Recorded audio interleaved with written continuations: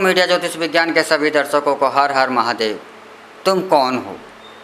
तुम्हारी पहचान क्या है? हम इस धरती पर क्यों आए हैं? जब हमें मरना ही है तो हमने जन्म क्यों लिया?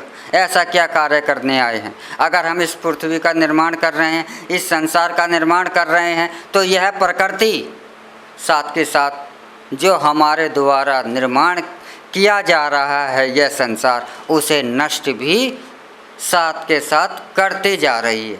तो फिर हम जन्म क्यों ले रहे हैं?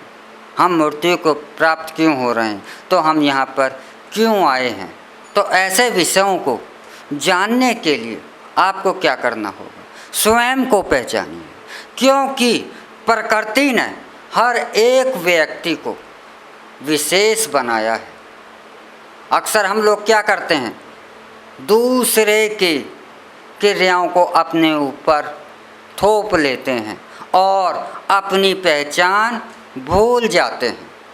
हम अपनी पहचान भूल जाते हैं और स्वयं की पहचान नहीं होती तो हम इस संसार में आने का जो हमारा मकसद है वह हमारे साथ ही आया होता है। आपने देखा होगा, एक क्लास के अंदर अगर 25, 30, 40 जो बच्चे पढ़ रहे हैं, सबका रुझान एक सा नहीं होगा। किसी को 90% मार्क्स मिलेंगे तो किसी को 40% मार्क्स मिलेंगे।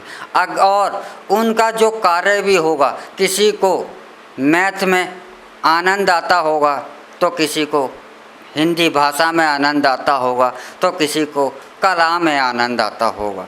तो जाहिर है, सीधा सा प्रश्न है कि प्रकृति ने उन बच्चों के अंदर स्वयं ही किसी कार्य के लिए ही इस संसार में उन्हें भेजा है। और आपको क्या करना है? आपको स्वयं को पहचानना है। स्वयं को पहचानिए, आप में स्वयं योग्यता है। आपने अगर स्वयं को पहचान लिया तो आप भी बुद्ध बन सकते हैं।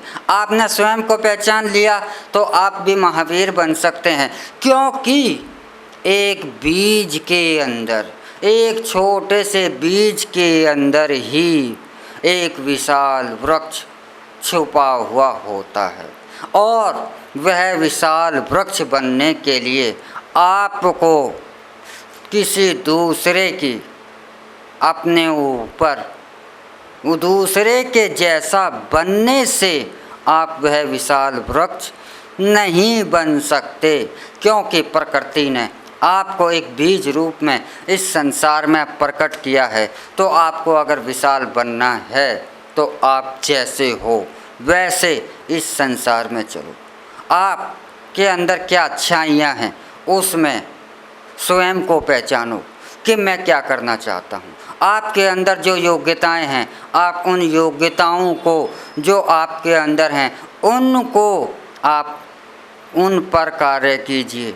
आप स्वयं एक विशाल बरगद जैसे वृक्ष बन जाएंगे संसार के अंदर। और यदि आप ये सोचते हैं कि मैं दूसरे ने यह कार्य करा और उसके जैसा ही, जैसा कि आजकल बच्चे को एक माँ बाप जो चाहते हैं बच्चे को कि तुझे डॉक्टर ही बनना है, उसे डॉक्टर बनाने के लिए वह दिन रात अपना धन भी खर्च करते हैं, प्रयास भी करते हैं, लेकिन वह बन नहीं पाता।